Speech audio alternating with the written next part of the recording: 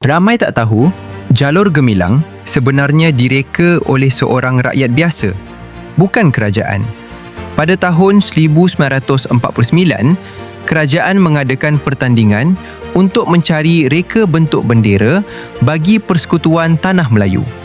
Sambutan yang diterima sangat menggalakkan apabila sebanyak 373 rekaan dihantar oleh rakyat dari seluruh negara.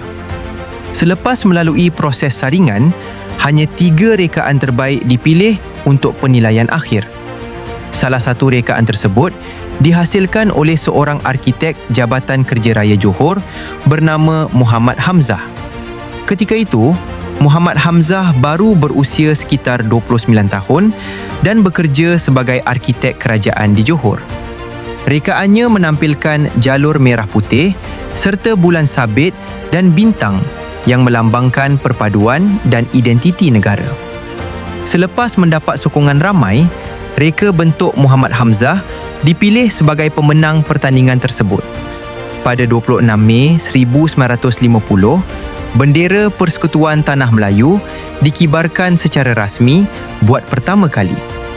Apabila Malaysia dibentuk pada tahun 1963, beberapa perubahan dibuat sebelum bendera ini akhirnya diberi nama Jalur Gemilang pada tahun 1997. Kalau anda suka fakta ringkas macam ni, boleh follow untuk lebih banyak ilmu.